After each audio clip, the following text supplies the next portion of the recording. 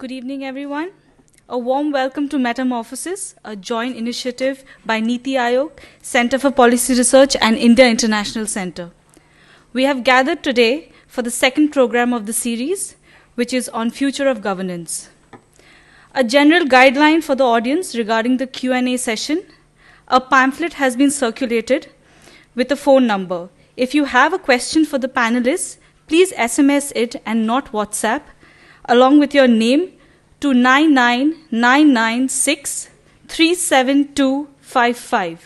I repeat, there will be no microphone circulated for your question and no hands will be addressed.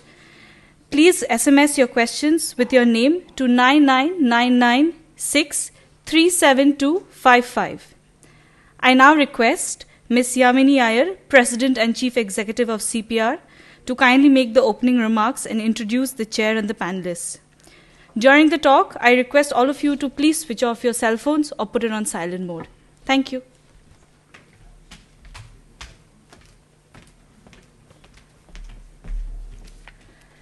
On behalf of the Center for Policy Research, the India International Center, and the Niti Aayog, it is a real privilege for me to welcome all of you to the second of this 9-part talk series under the banner of Metamorphosis.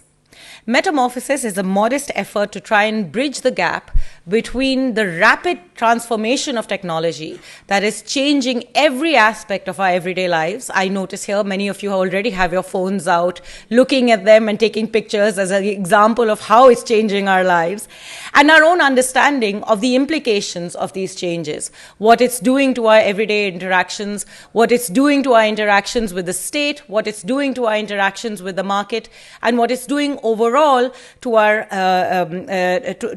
lives and in all its different dimensions. The series will unfold in a series of interactions covering different aspects of the digital revolution spread over this year. The series is being driven by a young team. Technology needs young people, based out of the Center for Policy Research, the India International Center, and the Niti Aayog. I'd like to specially mention Richa Bansal, Dhruv Arora, Dhruv Basin from CPR, Portia Conrad from IIC, Akshay Alaksharan and Puneet Shukla from the Niti Aayog, with Priyanka Shah and Imran Khan and Arun Das, who've been responsible for coordination, designing, and filming. This effort would not have been possible without their passion, their commitment, and their hard work. But most importantly, this effort owes its vision and direction to Ambassador Shyam Saran, who has, with his invisible hands, supported us in every way as we've put this series together. Today is the second talk after the keynote address by Professor Yochai Benkler earlier this month, and the focus of today is on the future of governance. The rapid advancement of digital technologies is outpacing our awareness of legal and ethical issues that confront us. The issue of state regulation, and perhaps even more importantly, the issue of data privacy, that in more ways than one has been at the forefront of the debates that have unfolded in India, are of critical importance, and many aspects of which still need to be understood and debated. This is what we hope to do in today's panel. It is a real privilege for us that we have as our panelists some of the most esteemed leaders of the thinking on this. Justice B.N. Sri Krishna, Chairman of the Financial Sector Legislative Reforms Commission, will be providing the context and chairing the discussion today. Importantly, Justice Sri Krishna is currently chairing the committee set up by the government for a framework for data privacy. Other panelists include Dr. J. Satyanarayanan, Chairman of the Unique Identification Authority of India, Anant Padmanabhan, Fellow at Carnegie India, Chinmayi Arun, Assistant Professor Law, National Law University, and Vrinda Bhandari, Advocate. Since data privacy is the heart of the governance challenge that we face with technology today, our young and passionate team has put together a short learning video that we'd like to share with you before we begin today's proceedings. Dhruv, if you can help us.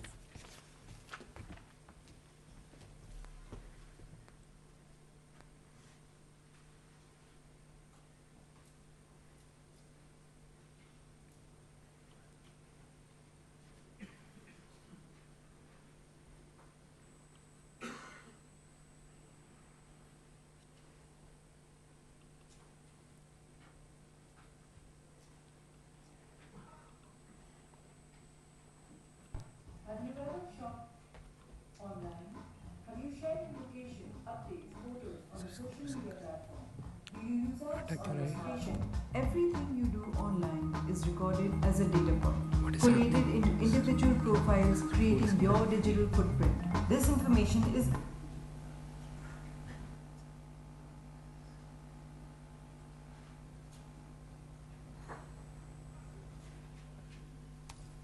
Have you ever shopped online? Have you shared your location, updates, photos on a social media platform? Do you use apps on your smartphone? Everything you do online is recorded as a data point, collated into individual profiles, creating your digital footprint. This information is easily available to those willing to pay for it. They can use your preferences to influence your decisions, sometimes in ways with far-reaching repercussions. So, how do you protect yourself?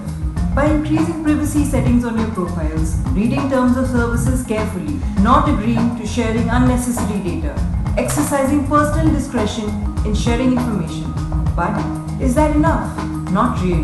Like seatbelts keep us safe while driving, a stronger legal framework will give us more control over our personal data, a process that is currently underway in India, and a debate that we must all participate in as responsible citizens.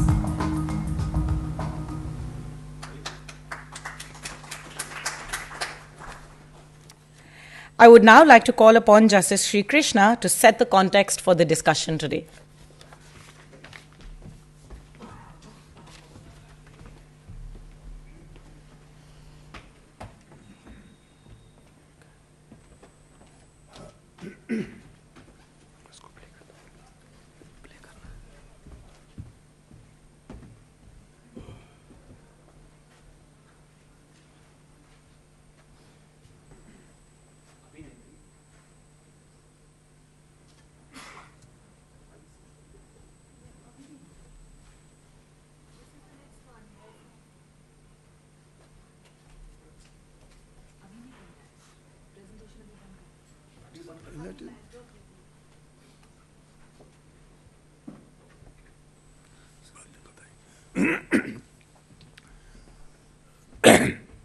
Thank you, Yamini.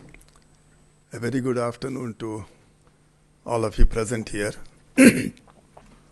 We are now in the stage of digital economy, digital governance, digital storage of all knowledge. And the more you go into this aspect, the more the question arises of what are we doing. We just now saw that short presentation that we keep digital footprints everywhere. Now, these digital footprints will identify you as the person who has left the footprint. Is it good? Is it bad? Is the debate that's going to be there in the second half of it. Before that, let me introduce you to the topic that our friend Mr. Satyanarayana is going to broach. The topic is how far has digitalization and internet helped in governance of the country. Now people have no idea of how things are being done, but still think of government offices laden with dusty files with no place to put your feet. That has all changed rapidly, as Mr. Satyanarayana will testify. And he has a short presentation he is going to make, from which we'll get an understanding of how is the country being governed, how is governance is going to be affected by this rapid digitalization and rapid electronic communications that we have adopted. Thank you very much. And as already announced, Mr. Satyanarayana is the chairperson of the UID AI, and of course, the person who is the center of a large controversy and who is really being the key figure in the long judgment that the Supreme Court is going to deliver shortly after a month or so. Thank you very much. Now may I request Mrs. Satyanarayana to give his presentation.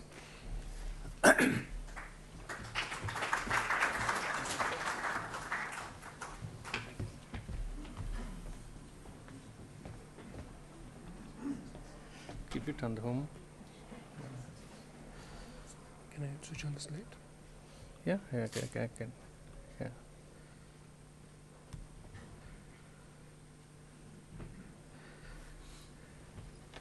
Honorable Justice Sri Krishna, Ambassador Sharanji, all the distinguished ladies and gentlemen.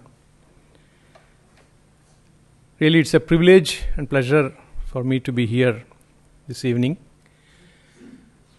to talk about some of my experiences in this area of using technology in governance. Of course, I will not be touching upon aspects relating to data protection and other related aspects, but what can technology do and why should technology do it? So, let me just begin by showing you a small incident. 89, Anantapur, an old Banjara woman, without pension for 6 months, without food for 6 days, coming to the collector, walking 70 kilometers. That was the situation where the district, no pensions, everything was paper based and a lot of human intervention and so on.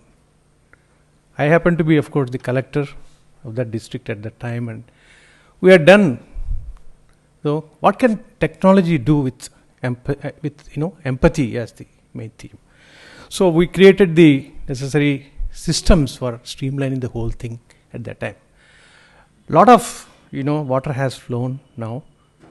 What is the current situation in the same place? All districts in Andhra Pradesh, 4.3 million people get their pensions at their doorstep. 2.5 million students get scholarships adjusted to their account or to their institution. 13 million families get their rations, of course, through Aadhaar authentication. And all the programs are monitored online. Really what's happening, good or bad, what kind of interventions are needed. In the interest of time, of course, I'm not showing online situation, but those who are interested can see core.ap.gov.in. This is the story of one of the states, with which I am associated as advisor. So, such a sea change, what can technology, how can technology impact people in a positive manner and with, empathy behind it. Now, in terms of evolution of governance, we have come a long way, and technology also has come a long way in taking us, into higher and higher levels. As you see in this, starting with e-government, which was looking at only efficiency, then going on to e-governance, m-governance, real-time governance. I'll speak a little bit about 1 minute on that later. One government, how do you make the citizen feel that it's not 30 departments, 100 agencies, but one government? Invisible government maybe later, and invisible governance at a future date. Maybe 20 years from now, that may be the scenario. And then I'm just quoting from this publication, Embracing Innovation in Government. What are the global trends? OECD had done a recent publication on this. They identified 3 key things are enablers here. One is the identity, digital identity they mean. Second is a systems approach. Don't look piecemeal, fashion, and look at system. And then inclusiveness. I'll spend a minute on each one of them. On the identity, we are, of course, very familiar with this issue. Termed as a person who is in controversy, but I think it's, nothing to do with a controversy. It's a more aptly called the debate that's going on, healthy debate that's going on this topic of, So it's meant to provide unique identity, as you know, and enable authentication anytime, anywhere. And this is the mandate of UIDAI, enrollment, authentication, updation. Of course, there are some problems, in terms of such a large country with 1.3 billion people, etc. Issues, operational issues are there, but this is the mandate. Regulation of access and usage of data, and then security and privacy of that data. And currently, as you see, this is the picture taken today from the Aadhaar website, which is 1.21 billion Aadhaars issued, and the number of updates, number of times it was used, since inception, and the eKYC that is done. So it's a very, by any standards, numbers are very large. And contextually, it is necessary for us to also look at the security measures which are taken right from. It's secure by design, and I don't want to go into details for this. That security is very much assured in the name of Aadhaar. On Aadhaar, of course, I don't want to say anything more at this point of time. The second aspect that I mentioned earlier is the systems approach. Do we look at government as pieces of departments and agencies, or so it's piecemeal versus a holistic approach. Create a vision and create that and paint that vision bit by bit, piece by piece. It doesn't matter. You should have the vision for the whole of governance. That's where the choice is obviously clear. From left to right, the choice is on the right. So what have we done like that? Again, quoting from Andhra Pradesh experience, it's, this is a kind of a program, we call it e-Pragati ecosystem, where there is a core which connects up various kind of departments. When a child, goes from primary to secondary to, higher education, every time he has to do the paperwork and walk his way through. So can we make it seamless? Or an education and health, child health system, can they talk to each other? Which is helpful in a way and, makes life simple and more governance more elegant. So that is the theme of this project called e-Pragati, which is in implementation in AP. So this behind that is the life event driven systems. You don't have to go for a service here and a service there. Everything on one page, depending on who you are and what kind of a role you have. If you are a farmer, what kind of services you need to have. If there is an event like a marriage or a birth or a death or a house building or a driving, etc., order that around the event so it is citizen-centric, citizen-driven and convenient to the citizens. So this is behind the project there called e-Pragati. Again, I am not going into the details of the same. One concept I am also suggesting is the enterprise architecture framework. If you look at, this is an initiative of the Government of India. How do you put the technology instead of piecemeal approach? How do you, create the big picture for the country? So this is only a reference architecture where you design the services in a citizen-centric manner and not a government-centric manner. Take care of all the security, privacy, in a consistent manner across the government. How do you measure the performance, accountability of the officials who are administering the various programs, and so on. So this is what we have submitted to the Government of India. It's work in process in the Government of India. So this is a model that shows that citizen feels that government is one. Government is not 20 different things. Last thing is about real-time governance in AP again, where the purpose is to address the grievances of the citizens in a unified manner and proactively approach them if they have a grievance till it is closed, and engage the citizen in a positive manner and see what is the feedback on various government schemes, and then how do you close the loop by improving the system, and so on, and how do you manage disasters and major incidents in a real-time basis. So this is a kind of a real-time center with about 50 agents looking at the needs of the citizens on a real-time basis and responding to them in a positive way. So this is what I have to say about from my experience.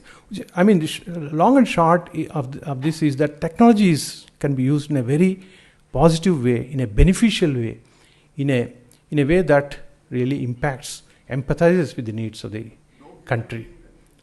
No, it is only a photo which is taken when they are not there, right? But this was maybe pre-inauguration something. I have taken a stock photo and showing it. Real-time photos are also there, but I didn't show them here. Yeah. So I think in future, probably 20 years from now, maybe nobody will be there.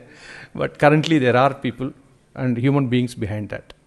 So lastly, that we need to have a holistic approach to development and welfare, citizen-centric and citizen-driven services, citizen engagement in real time, and security and privacy.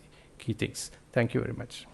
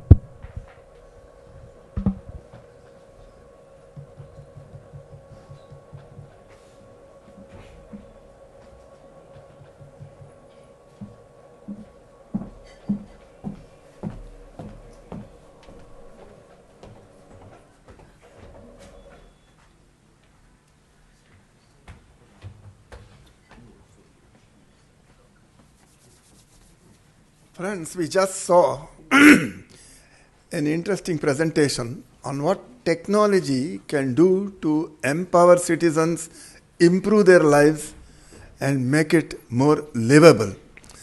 Now, every technology has a flip side. It raises all kinds of difficulties and problems which people have to face.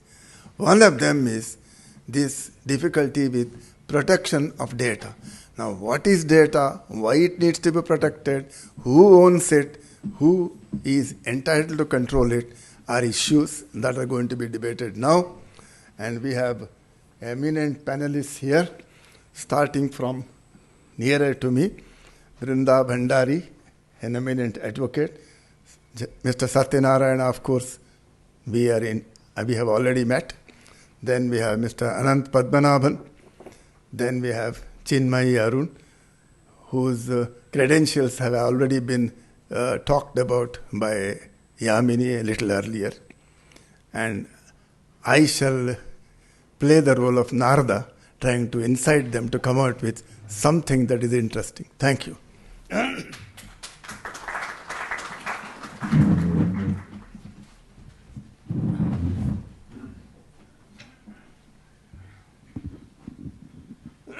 To start that,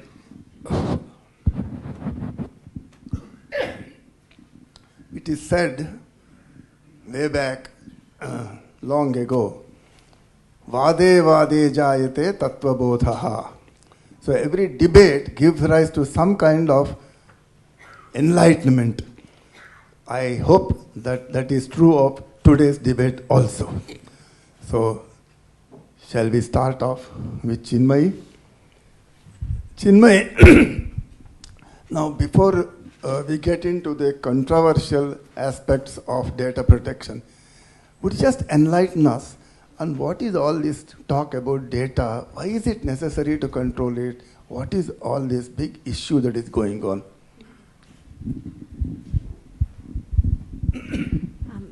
So this lies at the root of the privacy debate as such, which is that with the rise of information technology, the capacity for storing, aggregating, and processing data has gone up immensely.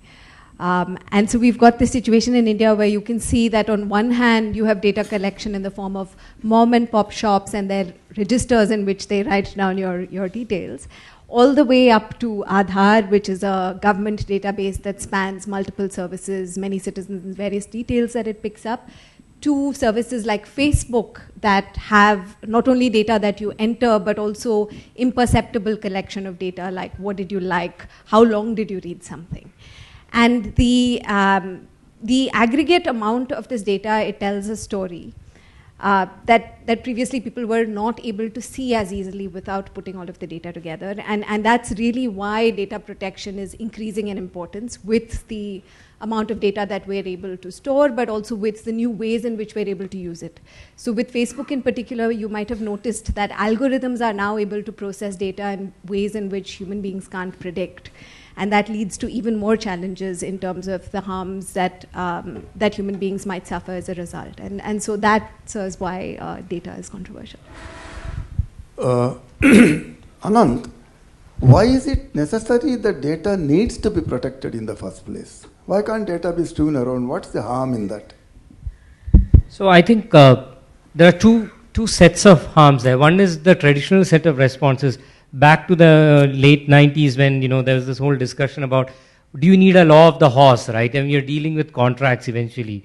And then Lawrence Lessig famously responded, no, internet is unique. And the kind of harms at that point of time which were identified were largely your privacy harms. But I think today the harms go way beyond. You have identified some of that in the white paper, but let's just look at a quick sort of mapping, right? One is, the sort of issues that Chinmayi has mentioned already. You're moving from Web 2.0 to 3.0, and machines that are capable of doing much more with your data than what individuals could do before, and the set of issues that come in with re-identification and so on, right? So a standard set of responses used to be if there is personal data involved, depersonalize the data from the data set, and then nobody is going to really know more about you then you would ideally want them to know. But today, machines have made it a situation where it's much easier to re-identify individuals. Even if you take 2-3 data sets and combine them, you get a lot of data insight on individuals. And in particular sectors, this is really important, like finance, healthcare, and so on.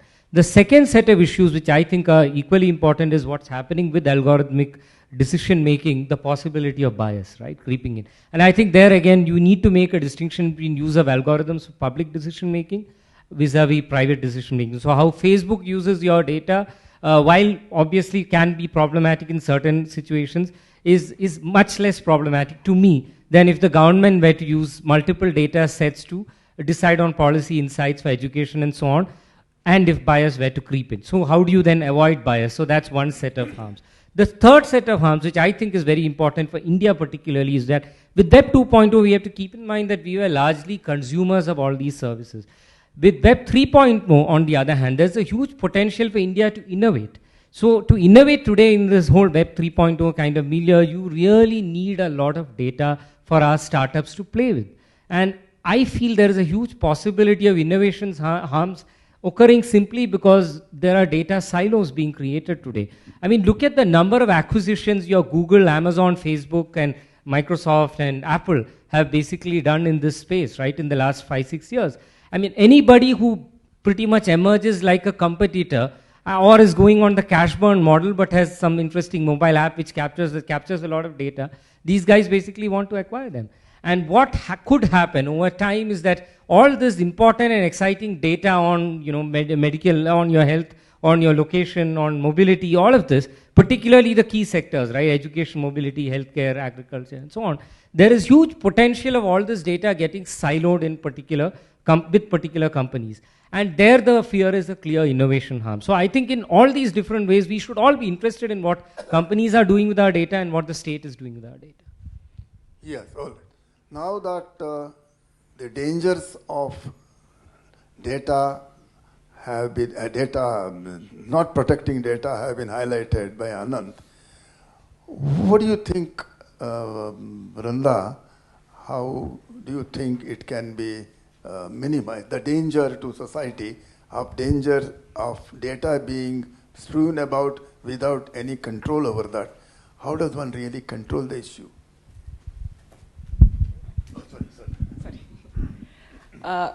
Yeah, so this actually is the $1,000,000 question, right? How do you reduce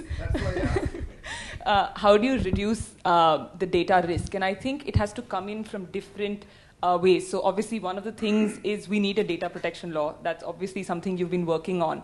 The fact that we have for these many years been in a sort of vacuum where there is no efficient law for data protection is a big problem. So one aspect of it is obviously to have a law which will define what our rights are, what the responsibilities are. Also seek to answer some very complex question about like ownership of data, who's the custodian of data, and then to set up a regulator or some sort of adjudication mechanism. So also to think about how an accountability framework can be set up for a regulator and how will that interact in the whole system. And that's one aspect of it, but law can never solve all technology problems because technology will always be 3 steps ahead of the law. So one of the things to do is obviously within the law to maintain flexible principles so that any regulator will be able to catch up with technology. But also we have to then work on things like even consumer education. So I think one of the things that has changed with Cambridge Analytica, with sort of this awareness about big data problems, is people are at least questioning who has access to my data, what are my rights, what are these Facebook consent policies that I'm signing. We still don't understand them, but I think this has led to a debate, and if nothing else, companies will try and have sort of graded privacy protection. So this is the idea of privacy by design. You understand that people will have behavioral biases. That will mean that when we see a privacy policy, we just are going to press I agree. And there are studies that show that even if you use the term privacy policy, people are just more trusting of the company. They think, oh, this company has a privacy policy. And that's why you'll see all these companies say, we believe in your rights and we protect your data. So I think it has to be a multi-pronged approach of law, of sort of awareness, of engaging with these regulators. And given especially the Indian situation, I think a lot of this also gets resolved in courts.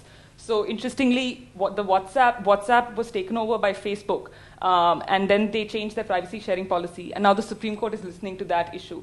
So I think Aadhaar is another example of where a lot of the rights are going to be decided. Puttaswamy, the privacy judgment itself. So given that there has not been much work on the legislative or executive front, I think the judiciary has sort of taken a very proactive role. Some might say too proactive. But I think it has to then be a mix of all of these three. Now that you raise this issue of Aadhaar, Mr. Satyanarayana, can you at least tell us, I just saw on the slide that Aadhaar is intended for empowerment of the citizen. Could you at least enlighten us on how it empowers the citizen? Yeah. In fact, I draw your attention to the very first and second slides, where a person without any identity and any hope versus today people have, in their hand an identity with which they can access the government services. The first step in empowerment is, not being faceless, not being, nameless, but being somebody in the society. That is the first step I would submit, sir, that Aadhaar, identity itself. And then for transactions, authentication without any paper on 24/7, anytime, anywhere basis. These two are the steps which are embodied in the vision of Aadhaar, as I feel it, sir. Of course, other areas of empowerment can always be built upon these two fundamental blocks. Now, Anand, let me ask you another question.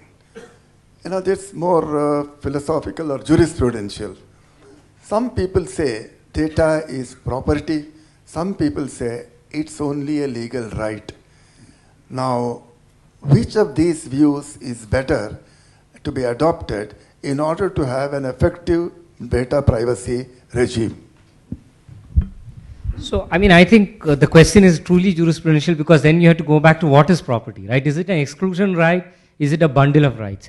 I think if you go with the idea that it is basically a bundle of rights, then it's actually easier to just stick to a property model instead of going into, calling it, obfuscating it, by calling it, regulatory governance and these terms, which we don't have too much analytical clarity within the law really to say, okay, this is what it is, right? Property, there is more clarity in that sense. So if you then say that, okay, this is a bundle of rights, right? Then I think there are two different questions here. What part of the bundle do you give up, right? So a lot of Web 2.0 was driven around the consent model, standard form contracts, you consenting, and we know that there are problems with that model, consent fatigue and all of that. Many of us don't even bother reading the privacy policies. So then the question really is, how do you tinker around with the standard form contract model? So I think consent plays a very important role, maybe less so in terms of expression of human autonomy, but more in terms of an educational function. But something interesting that, I'm a copyright lawyer by training many years back and all of that. So something interesting that happened in copyright law when there was a market failure was that in 2012 the amendment came about and said, whatever you assign, there are certain things that you still cannot assign to the producer.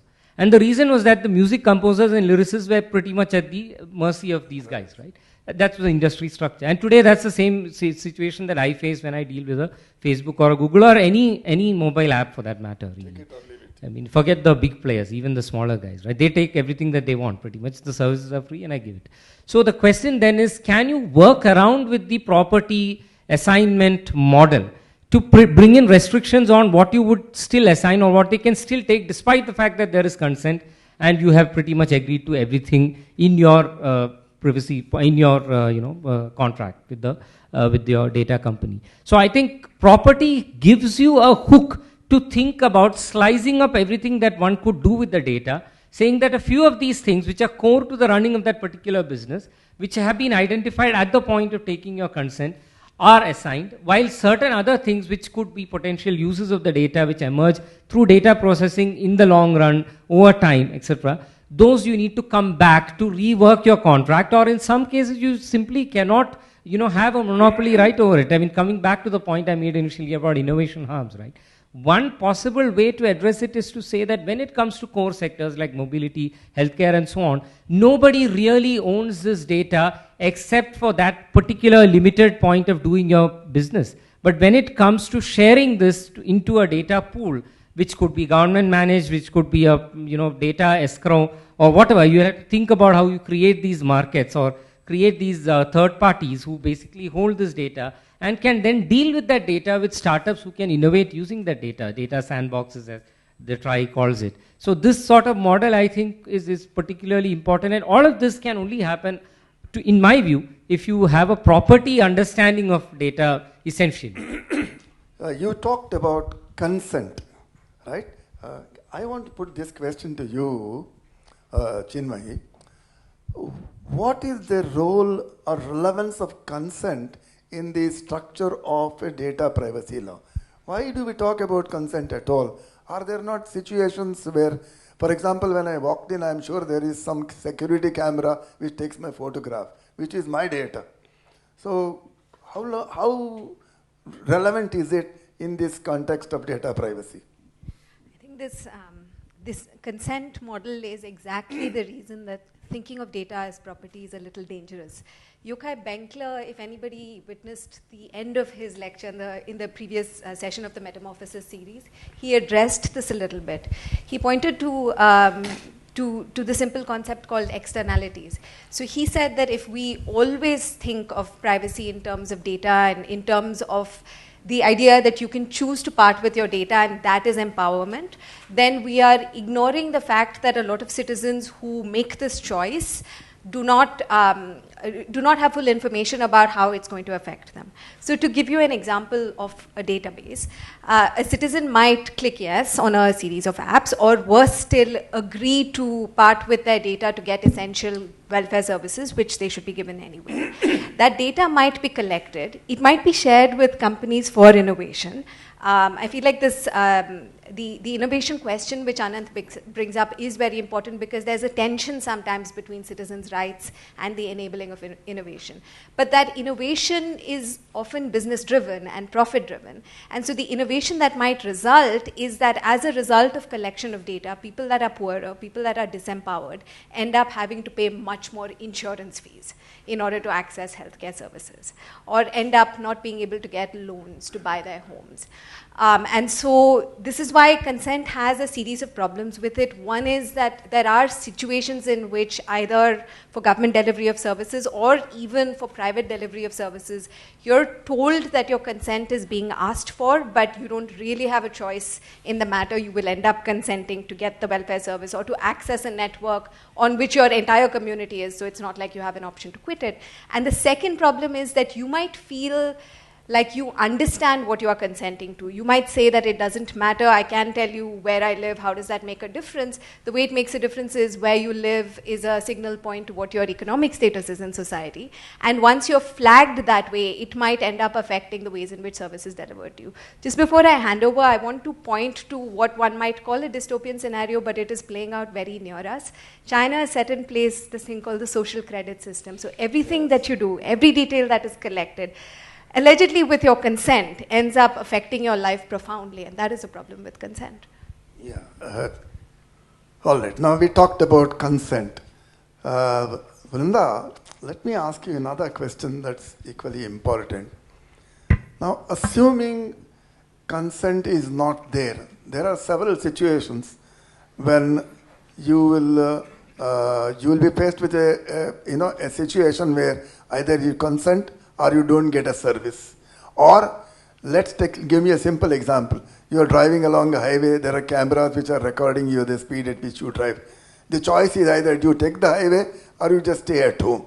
How does one really encounter and get over such situations where my data is being willy-nilly collected by somebody over which I have no control, and my only choice is sit at home if I don't want to use the service? How does one really address the situation? That question about how do you deal with consent as a precondition for services, I think we have to look at it in two different facets. So one is, say, an overall public safety thing, public safety perspective, which is that, seat belts. So if you don't consent to wear seat belts, you can't, ride a car. So that, I think, is a very different public safety issue from, say, an Aadhaar issue, which is that if you don't have an Aadhaar card, you cannot get your benefits, you can't get your PDS services. Or you can't use your mobile services. So Professor Lawrence Tribe actually discusses this in great detail, which the Supreme Court has cited in previous judgments, which is that to say that, oh, take it or leave it, is to then say one must live like a hermit, which is that one must give up everything just to be able to live in society, which is not how society functions. And also, if it depends on what are we looking at as rights. So is my right to food in India, it is a constitutional right. It is an entitlement. I am entitled to the right to food based on a series of constitutional Supreme Court decisions and the constitutional text itself. And so when you are saying that your right to food or your right to education is contingent on you proving your identity in a certain way only. So the argument is not that you will not prove your identity in any way, but it is that you can only have one way to prove your identity. That, I would assume, is an unconstitutional condition, and that wouldn't work. So I think when you're saying consent as a precondition, it works in different fields, and there's not one answer that will sort of solve all the issues. And so I think you have to look at it differently. Yes. Now, now that we have talked about this non-binary situation of consent, next question arises is, how do you deal with situations where a human being is inherently incapable of giving consent? Now, for example, children. We recognize that children are incapable of contractual rights if they are less than the age of majority. So, and today, children are the largest users of internet. They have all kinds of websites, some of which are extremely good and educative. And if you don't allow access to them, we are depriving the children of so much of information pool that is available. So how does one deal with this children's consent in a manner like this? So I would like to, try to sort of move away from consent as far as, many of these issues are concerned, and try to look at it in the broader sense of how do you build trust in the digital ecosystem, right? I think finally, it's basically a lot of it goes back to that. And I think what you really need is a strong model where when you're gathering data, because I think, the data gathering process itself is very difficult to now stop where we are at this moment. And either you lock up your children and don't, sort of give them exposure to the digital world, or you just say, okay, you use it, but use it responsibly. But even then, how do you know whether the app developer is using it responsibly, right? So I think with data involving children, at some level you have to grade it up in terms of the risk involved with the processing and the liability in the event of any harm occurring, right? So in fact, in the white paper, one thing I found pretty interesting is the graded sense of liability, right? There are certain things where you have more liability, there are certain situations where you need policies, and if you do not have policies, or when brought to your notice that there is a violation, you do not act diligently, only then would you be liable. So clearly when it comes to data of involving children, you can't put it in that latter category. It has to go in the former. It has to be like you deal with sensitive personal data for adults, all data when it comes to children, right? Any sort of activity that they do online, I think the liability has to be maximum as far as the app developer is concerned. So that's, I think, one way in which you can address the risks while, yeah. Now let me ask you something more interesting, Chinmay. We have talked of consent, data, and all that. Now, what is this concept of breach or data breach? And how far do you think that a person who collects your data must be made responsible? I take it that you don't agree with this property analysis of data. I noticed that you were moving away toward the rights and liabilities concept of data. So, assuming that is the correct way of looking at it, how does one assess the liability of the data processor, as they popularly call? Although, of course, we are going to use a different terminology for that. When the thing comes out, you will notice it. To what extent can you hold a data processor liable for a breach? For example, in tort law, we were told about the Rylance versus Fletcher theory. Strict liability. Whatever you did, you are responsible. Can we apply that here in practice? That's a very provocative question, sir. I would like to provoke you. I would say that broadly there have been two methods that have been advocated to deal with data breaches. One has been that the regulator should be the one that is told of data breaches, and the regulator should decide how and whether to handle it. And the other is that does it make sense instead to tell the public that a data breach has occurred, because often it could be their data that has been shared. Our response to the paper actually suggested a hybrid model where we said that as far as possible, citizens should be informed that there is a data breach and should be given the opportunity to enforce their rights. Our thinking being that a regulator that deals with companies is often a regulator that ends up being captured in one way or the other. So to leave it solely to the regulator to take action every time there's a data breach leads to a danger that it ends up in a situation in which the regulator is not hard enough on the companies unless the citizens also have the option of taking action.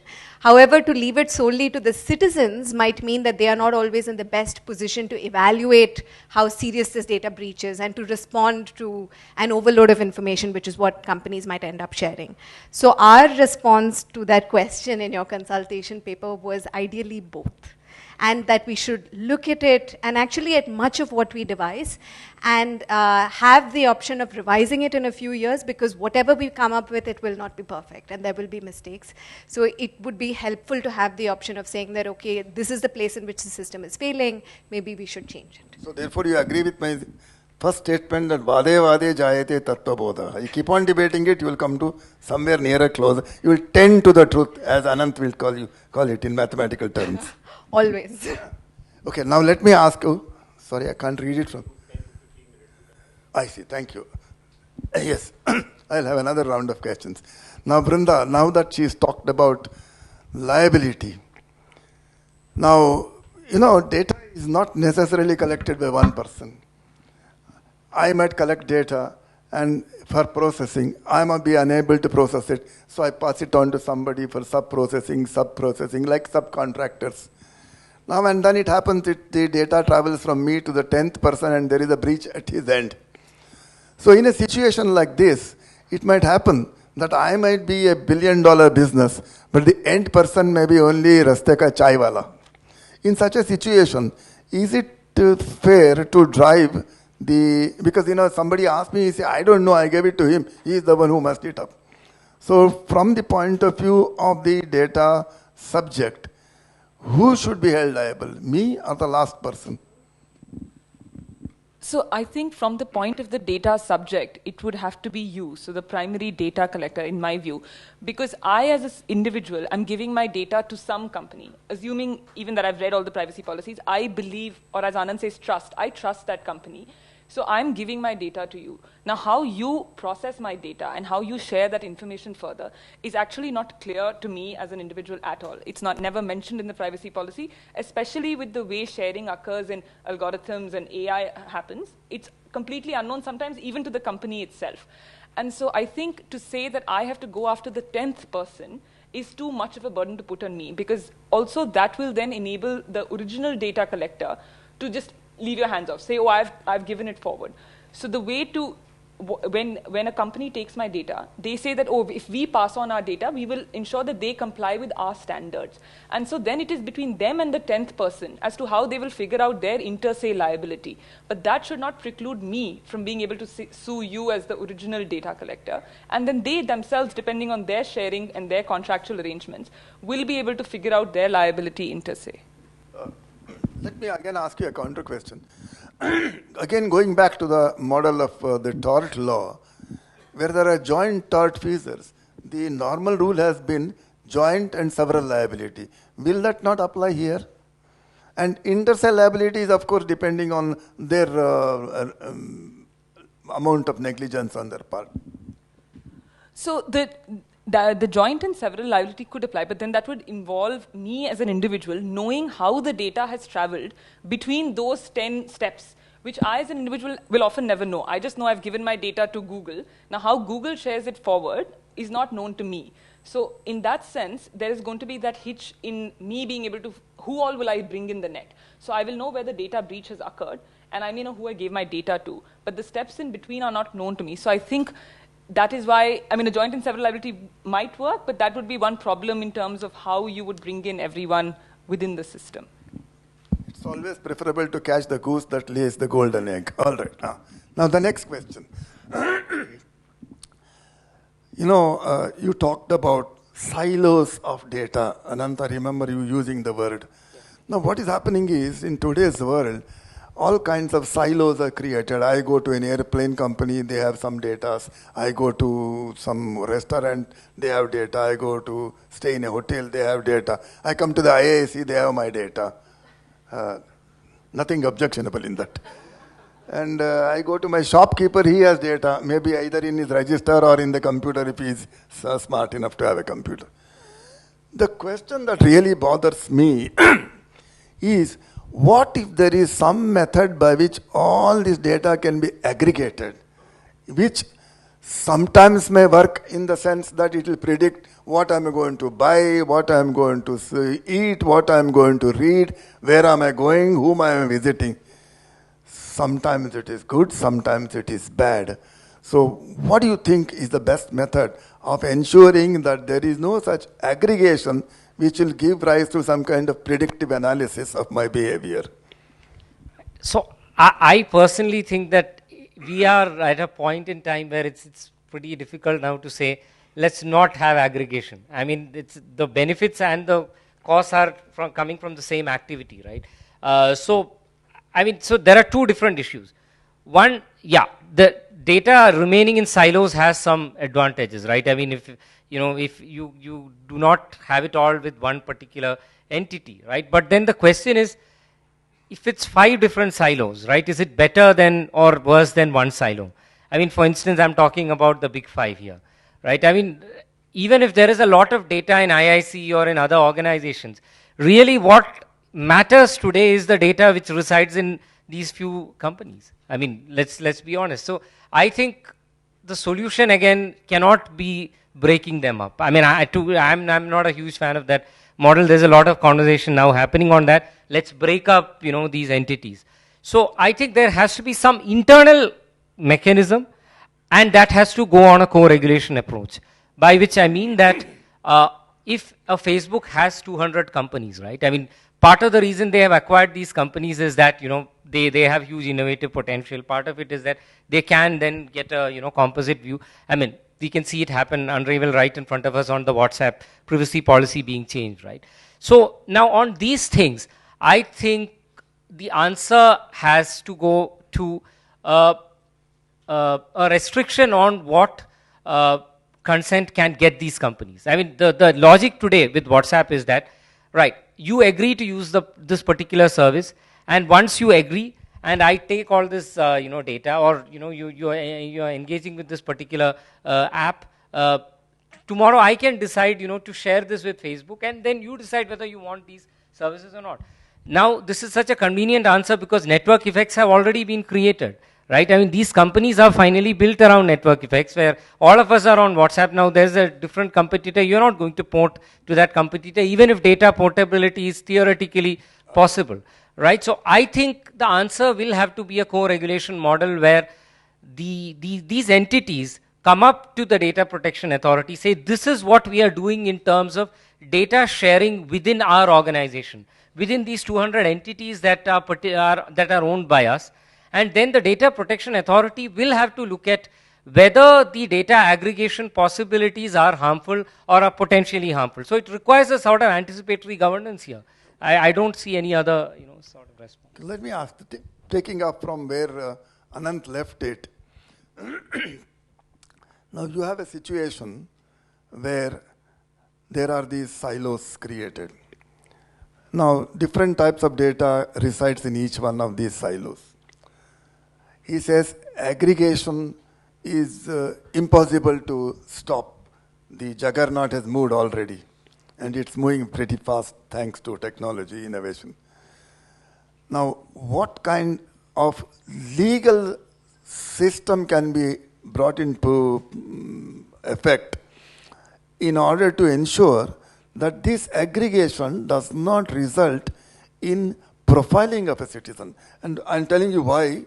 Because in the hands of the state, if the aggregation takes place, that's the worst from the point of view of the fundamental rights of a citizen. How does one really prevent it? I agree completely. So that's really what we worry about when we're thinking of privacy in the context of big data. I think that the law needs to deal with this in two ways that are familiar and one way that is unfamiliar. The familiar ways are, one is substantive norms, which is something that I think we're quite capable of creating. Most of the Supreme Court case law that I read about privacy is excellent with substantive norms, where they say the right to privacy exists, it must be held in XYZ contexts. The place in which I think that the law can improve is procedural norms. And so my own classic that I use as an example is the PUCL phone tapping judgment, which basically said that phone tapping violates the right to privacy, it should be done according to due process, and then creates a process that basically involves very senior civil servants reviewing all the phone tapping orders, and naturally technology improved, the number of phones increased dramatically, and it's very hard to believe that anyone is able to apply mind to the phone tapping orders. And that it was not a failure of the substantive norm, it was a failure of process. So law needs in this context to pay very close attention to process. And then the third thing, which is unfamiliar completely, is that this is a terrain in which, as Anand says, technology is changing rapidly. It is a juggernaut, and in many ways, if we go back to what Mr. Satyanarayana presented in the beginning, we have an opportunity here. We could build for a more empathetic society. But the flip side, which you didn't mention, is that we could also build for an authoritarian society. That's exactly. And so law can enforce what people are beginning to call digital due process. We don't have to accept the form in which these silos are created. We don't have to permit profiling without our knowledge. We don't have to say that all we will accept is notification that this is happening. We can insist that technology be designed in a way that is more democratic, and that accountability be built within the very architecture of the technology as it develops. And I think that that's what law should be aiming for. So you think there is a hope that we will not be reduced to 1984? Okay. Fine. I think that was good, healthy, and controversies being debated. Now, I'm willing to throw open the for questions. Any member from the audience may profile one of the eminent speakers or ask for a aggregated answer to whatever your questions may be. Oh, you already? Fine. Can I have a look at the questions? You're going to recite the questions? Yes, I could if you... Yeah, please. Yeah. We may not be able to answer all questions because of... So, all right. How much time do we have? About half an hour, sir? Half an hour. Yeah. 20 minutes. 20 minutes. Okay. So this is a question by Mr. Srinivas Kodali.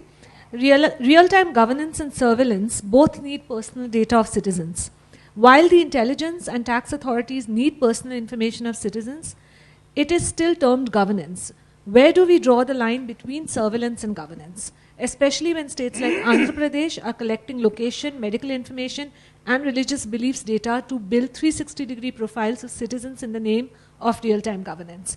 There are often cases of this data being public, while authorities claim of foolproof security. Yes.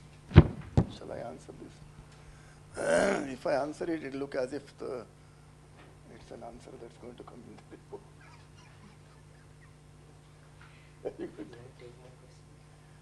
No, all right, I'll answer. Doesn't matter. Every state needs to have, let's look at it this. All laws are designed to serve the interest of the citizen. It's not that we should not invert the process and say that the citizen exists for the state. No. Now, in order to serve the citizen better, it is necessary to ensure the citizen is safe, free from diseases, educated, and whatever other things that are necessary for a human being to be a better citizen.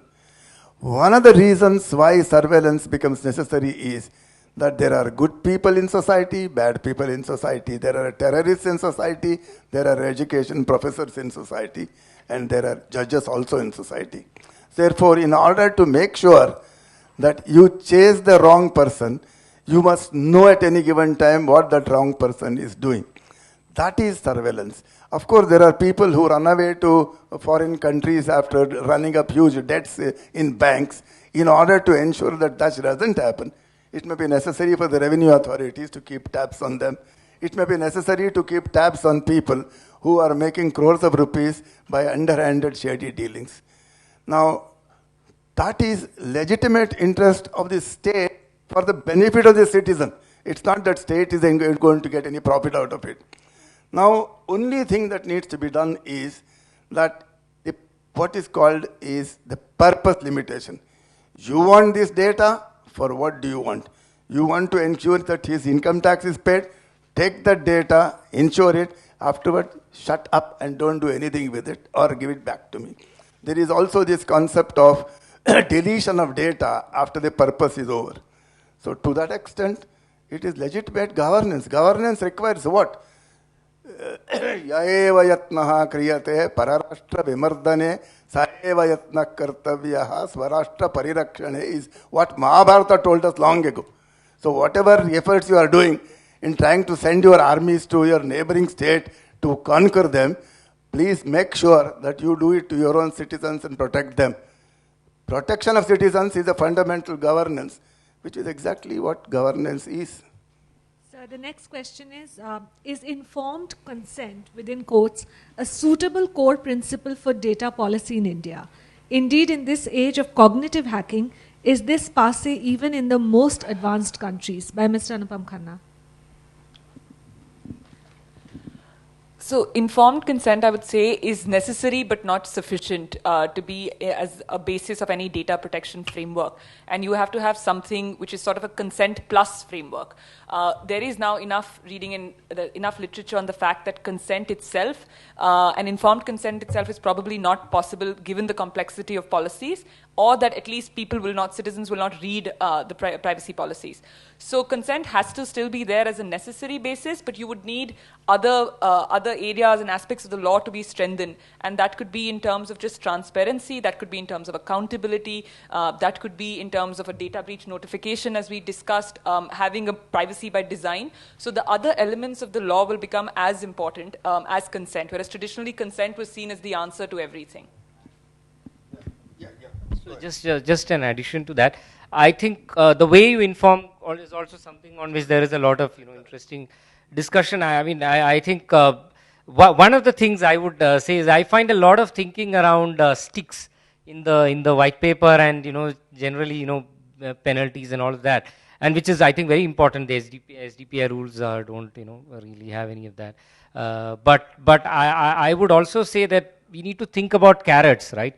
And this is one area where you could have some bit of carrots for those who are doing it right, who are informing citizens the right manner, whether in terms of greater liability for certain kinds of harms or data leaks and so on. I mean, if you are making in the best effort, and the way you inform could be one way to assess whether you're putting. I totally agree with you. If I remember rightly, informed consent is a situation where the citizen must understand and then give a consent. Now, if I don't understand English, whether it is written in small font or big font, it doesn't make any difference. Therefore, it has to be in a language he understands.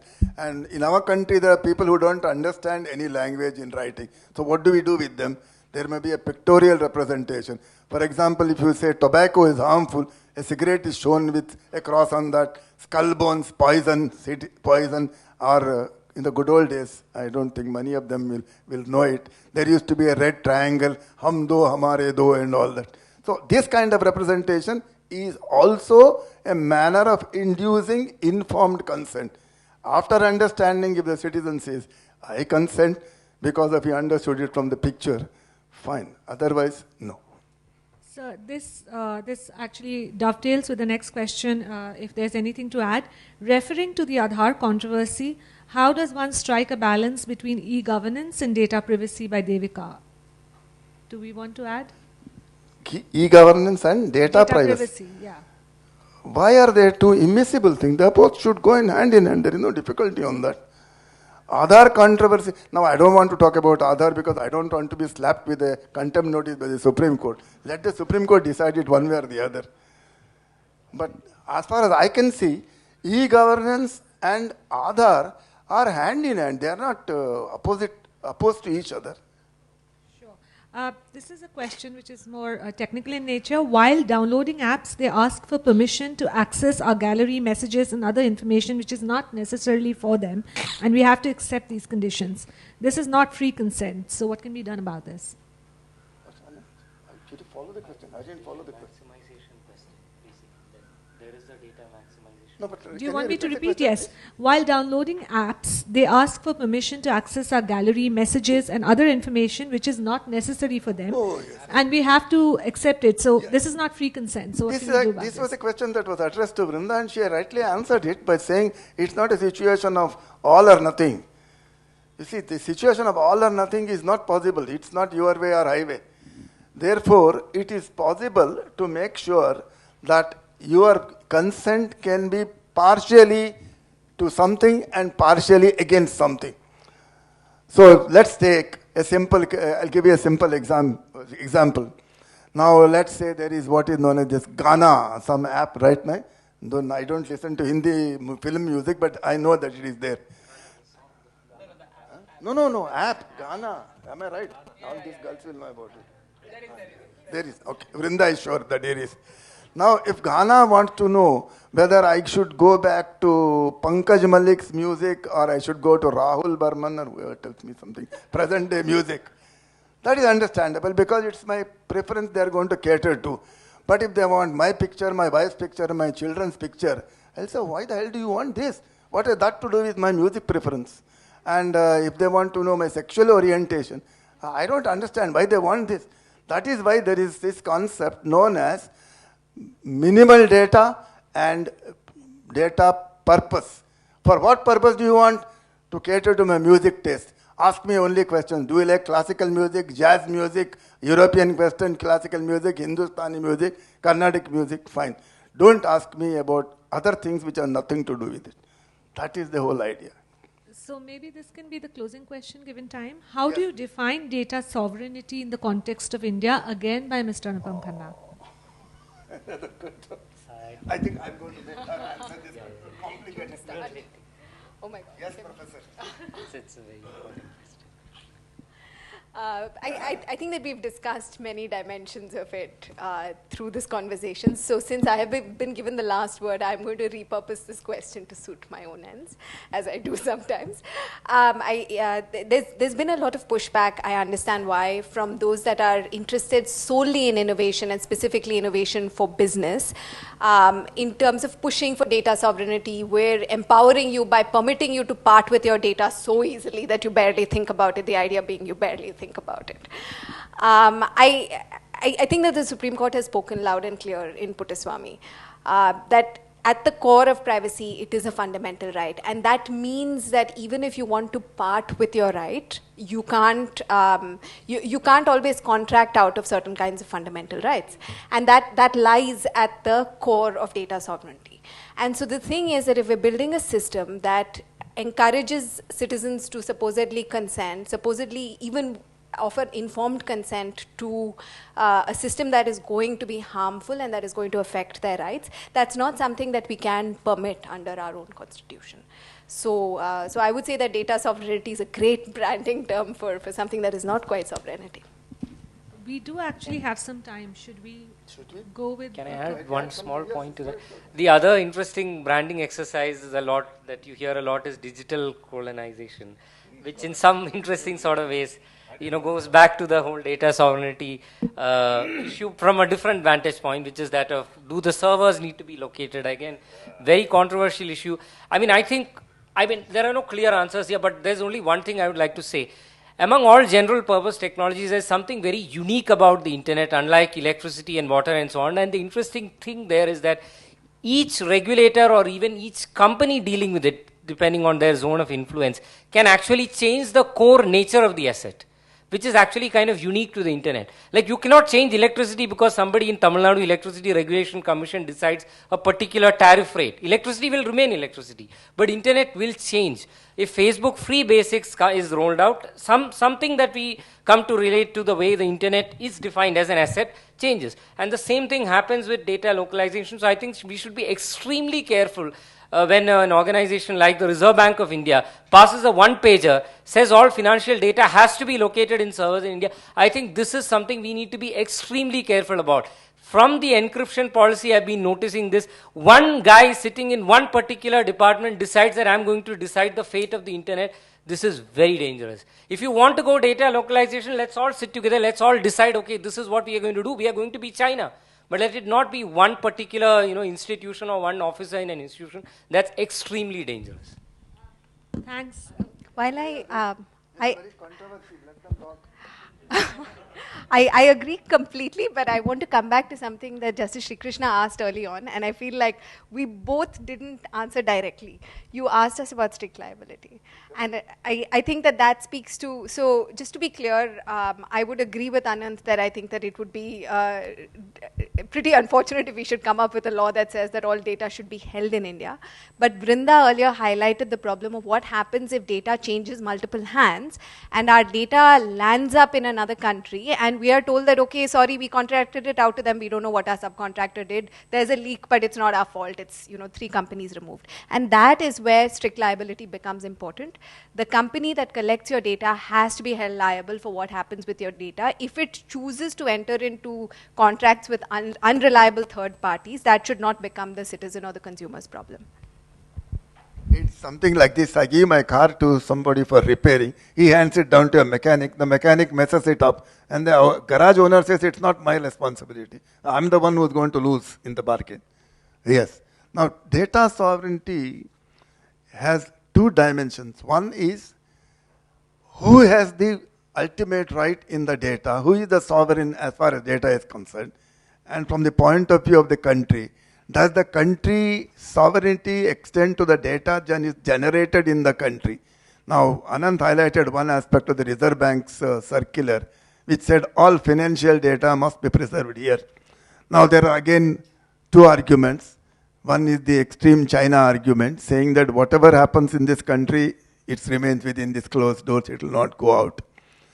The other is, no, it can be freely flowed, and as Anant highlighted it, internet is much more than electricity. Even electricity can sometimes be shut down to operate only in specific boundaries. Internet has to be free-flowing, otherwise it has no meaning, it is no value at all. The value of internet today is because it has no borders. Now that raises an interesting question as to cross-border flow of data. Now nobody has asked for it, so I'm not going to raise it for a controversy. She wants to talk about it. So not on data sovereignty, but sort of an aspect Anant had touched on terms of the process of also law making. And I know this has not come up in a question, but I just wanted to end this especially because, I think a lot of laws that we see, even if you see what's happened in cryptocurrency today, which is that for 3 years, the RBI was silent, and then there comes a policy which says that, you cannot, banks cannot transact with people in the... Today there is no law which says it is illegal. Exactly, and the RBI in court is saying, we don't actually have the power to do this, but we are just telling banks that they can't do it. And I think when you think about these really complex issues and the kinds of technologies that are going to come together, which is whether you're talking about drones, which again, there is no law, there was earlier prohibition, then there were these 2 draft guidelines, still sort of, lack of clarity.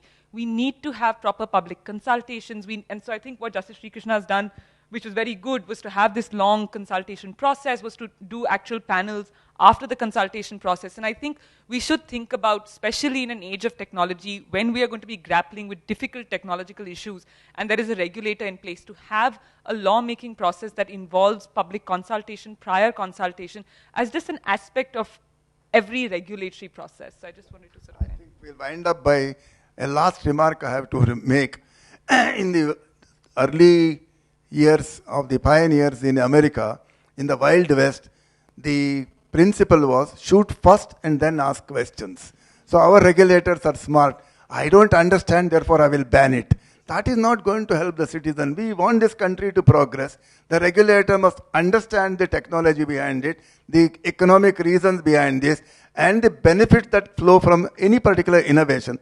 Otherwise, let's all go back to the bullock cart age, no accidents, no insurance, no economic transfer, everybody is happy. praying to God all the time. We do that even now. Thank you very much.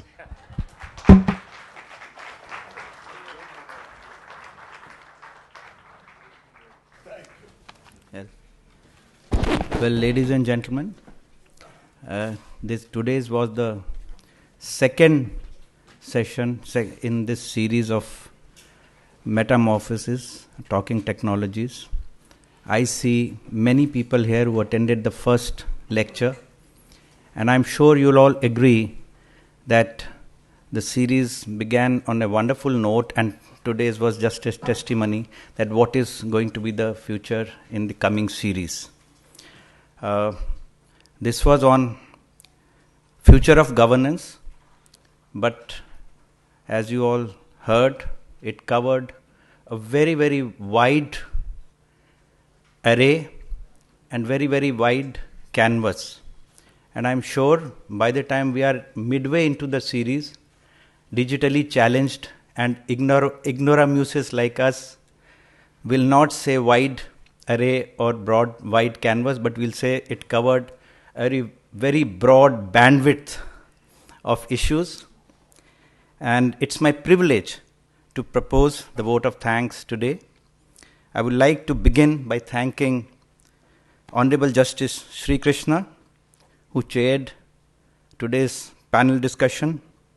Justice Sri Krishna is also our life trustee of India International Center.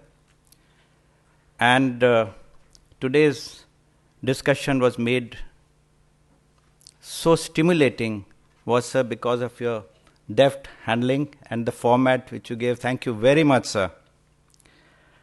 And we couldn't have had a better person to chair today's session. As you know, he is heading the committee on this data secrecy. I thank the distinguished panelists this evening, Dr. J. Satyanarayana, Mr. Anand Padmanabhan, Chinmay Arun, and Vrinda Bhandari. Thank you for sharing your perspectives on this theme, which affects everyone across the board, everyone, every citizen. I would like to thank our collaborators, Niti Aayog and Center for Policy Research, headed by Yamini ji, she is here, and for your generous support. And thank you for kickstarting this today's session and sharing your views. A big thank you to the young team of CPR that's sitting here, and Niti Aayog, and also our program division for putting this together. And of course, as Yamini so nicely brought out, our thanks to Mr. Shyam Saran, Life Trustee of IIC and also Chairman Program Advisory Committee. And it was his idea which has brought this wonderful series another 10 episodes are going to be forthcoming. Finally, I would like to express my heartfelt gratitude to all of you for coming and joining us for this session. I look forward to you joining the next session, which is going to be on 8th June, which is Leading Digital Transformation and Innovation. Thank you very much.